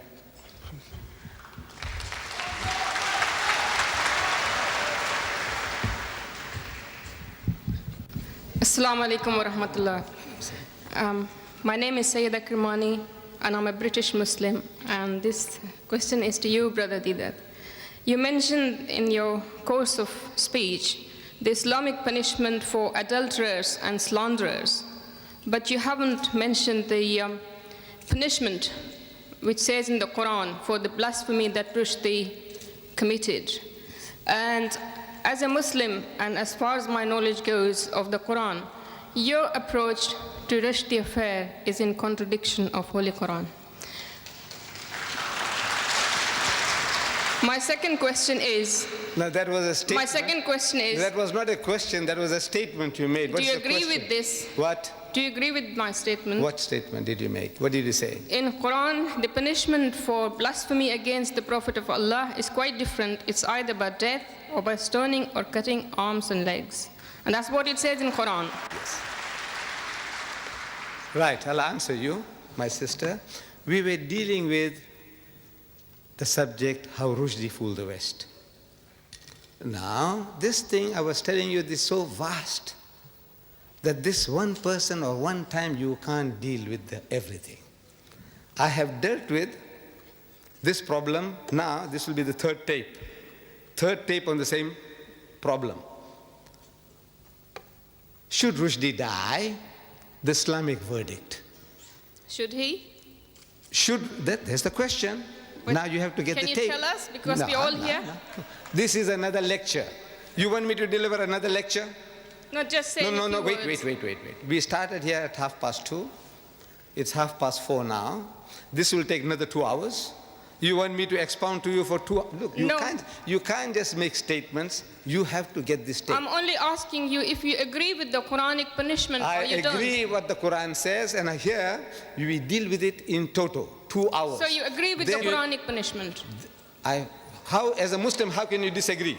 That's all I want. I think that...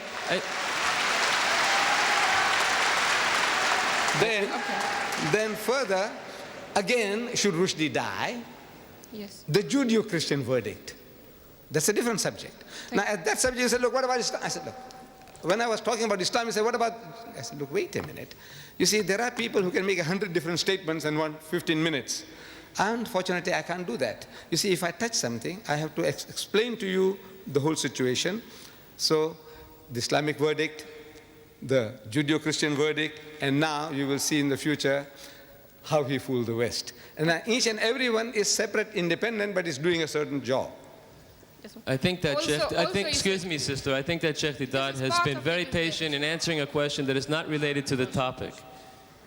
And brothers and sisters, ladies and gentlemen, I would like to ask you to please remain and contain your questions to the topic. It is unfair to ask a question on another topic which will require perhaps a couple hours of explanation. Could we have the next question, please? Assalamu alaikum. My name is Tabassum Ahmed, and I'm a Muslim Pakistani. I want to ask you, is the fatwa passed by Ayatollah Khomeini, is that justified from an Islamic point of view? I don't think you understand Without English, my child. Look, we have been talking about how Rushdie fooled the West. Where does Khomeini fit in? The topic, look, if you came with the understanding, I don't know whether you understood, a challenge to the giants of the British literary world, can you stomach the best of Rushdie? There was no Khomeini, no Quran, nothing. We're not bringing the Quran says this, the Hadith says this, nothing. We are talking about how he fooled the West. And what you can do now is to educate the British what he has done to them. Let them do the job. Then they will do it for you.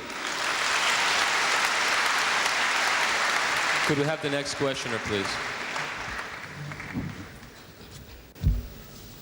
Assalamu alaikum wa rahmatullahi. Would you identify yourself, please? My name is Haj, and I would like to ask a question to Sheikh Ahmed Didat. He says that Rushdie has blasphemed all the humankind, all human beings. And even if he didn't spare the queen, we know, as he says in his book, he has used some words for our Prophet sallallahu alaihi wasallam. And we know that this Prophet is even greater than the queen, or whoever that is greater than the queen. The Prophet is greater than you. I would like to know, Mr. Ahmed Didat, as a Muslim, because something good went on and some books have been banned. I would like to know, as a Muslim, our point of view, what should we carry on actually to do? Because many questions, the real question that is to be asked is whether Salman Rushdie is a Muslim or he's not a Muslim. I don't think you're reading the newspapers. Look, Salman Rushdie, he says he is not a religious man. He doesn't follow any religion. That's his verdict. He is out of the pale of Islam on his own confession. Well, now what do you want to go and ask him now? What will we ask him? He says he doesn't believe. Finish. It's over. That's what he says. He's a murtad. He's an unbeliever. So you can't treat him as a believer. What else proof you want from him now? I don't know. The whole world knows that he says he's not a religious man. He's not a Muslim. He says so. He was born in the house of Islam. You and I can be. But it's possible that you become a murtad. You become a Christian, you become a Buddhist, you become an atheist, and you still have a Muslim name given by your fathers. So that's his case. So where do we go from here now? Thank you very much. Ready for the next question, please? Assalamu alaikum. My name is Musa from Nigeria on a visit. I wanted to ask a question which has earlier on been asked. But I have an observation to do as regards the general behavior of the audience. I don't know whether that one will be accepted here. Observation. Do you have a question related to the topic, today's topic? I have a question which has already been asked and answered. But I have an observation to do as regards the general behavior of the audience. Yes, I think that we made that quite clear in the guidelines, that we don't have time for observations, and I'm sure it's an interesting one, but Sheikh Didat has rented the hall and has given his lecture, and now is a question period. So if you have a question related to the topic, please ask it. If not, you'll have to keep your observation for another time. Okay, it's just an observation. It's not going to but thank you. It's accepted, thank you. We're ready for the next question, please. Assalamu alaikum. My name is Muslim Jafar Kaku. Can I first of all thank you on everybody's behalf for presenting such a different way to what satanic verses is actually saying. The second thing I wanted to say was, can you make sure or do some effort in helping us to give this book to each and every household in Britain as well as in America or in Western countries? We will try, inshallah, but we need your support. Can you make sure in helping us, if you can, by video as well?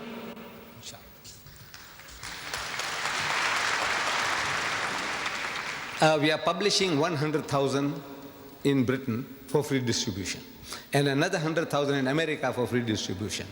I would like to see 1 million copies here and 1 million copies there. But now I'm appealing to you that don't kill the goose that lays the golden egg. See, don't kill us. What you do is, how much does this book cost each? Roughly 15 pence? Right. This costs 15 pence. Buy 10. Buy 100 at 15 pence each, so you don't kill us. And you give them out on your behalf. You know, this is what you ought to do. That way you'll be helping us immensely. Because now I'm interested in publishing the 100,000, it's under print. But then I said, look, I want 1 million. Look, this book should be given out in the streets, in all the cities. Give them out freely. You know, you buy them at cost price. If you can publish them yourself, cheaper, we are giving you an open order inside. We want no royalties from you. We have no copyrights. You publish it, you sell it, you distribute it free. No restrictions whatsoever. So if you want to do that, you can have that privilege as well. You can print it yourself. Maybe it'll cost you 10 pence. Yeah. Maybe it'll cost you 5 pence. Go ahead and do it. But help us that way. Spread the book. Inshallah, we'll help you. But if you can start a fund or something just to publicize this book and the videos, I'm sure you'll get a lot of response from people who want to donate to this cause. No, we don't want donation. You just buy it yourself. If you have got no time, buy 100 copies only. Okay. For how many? 15 pounds. Thanks very much. Or something like that. Thank you.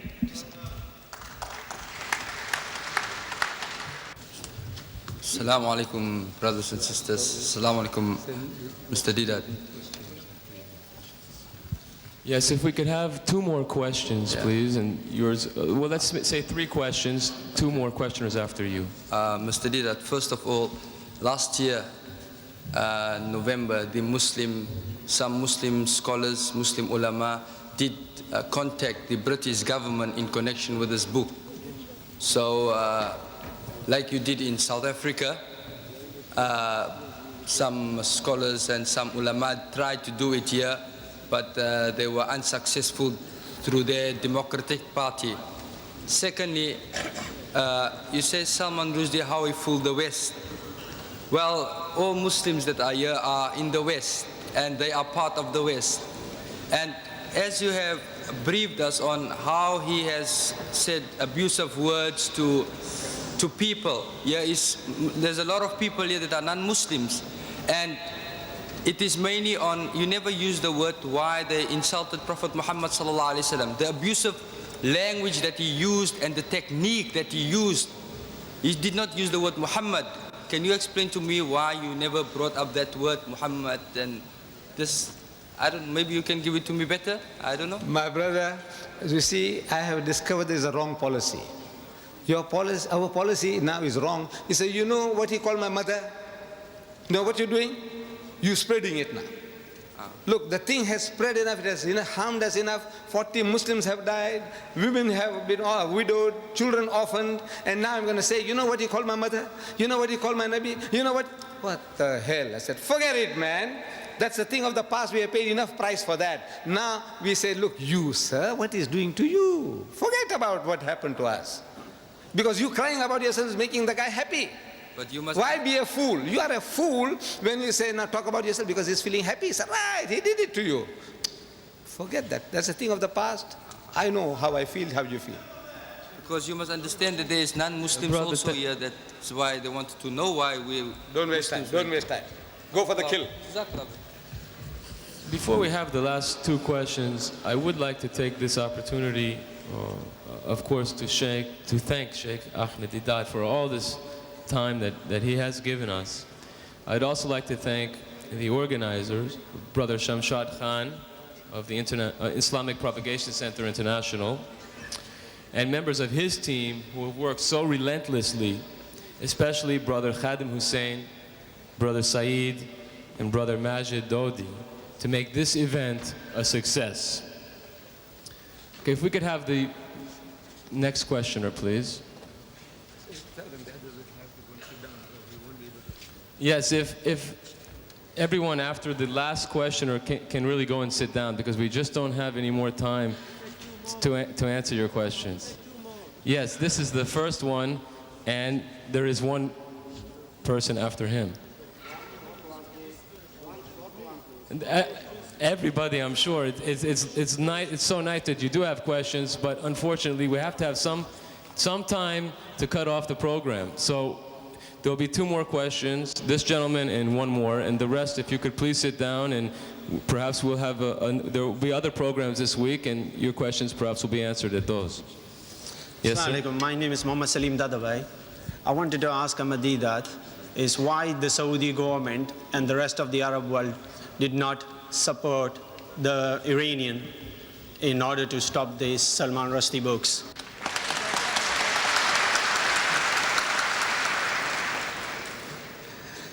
You think I know people's minds? I don't.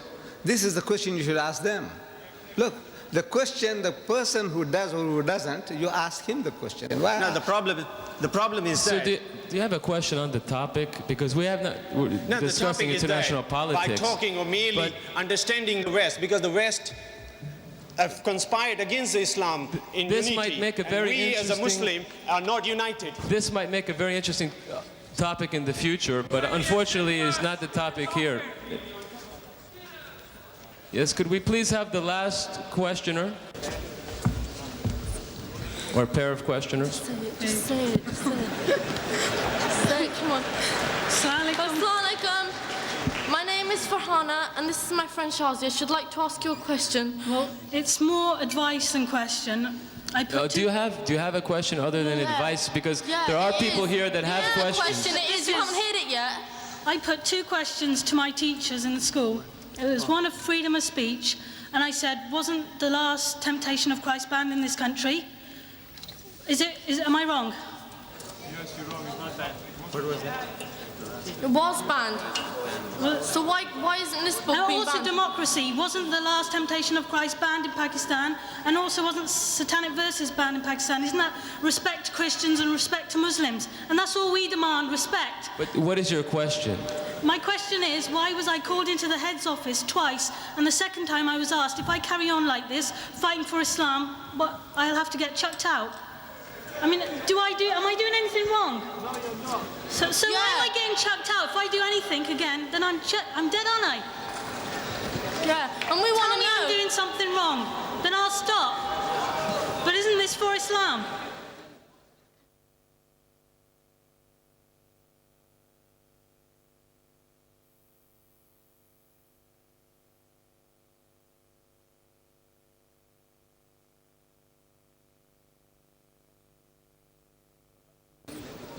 I would like to wish each and every one of you, ladies and gentlemen, brothers and sisters, Assalamu alaikum wa rahmatullahi wa barakatuh.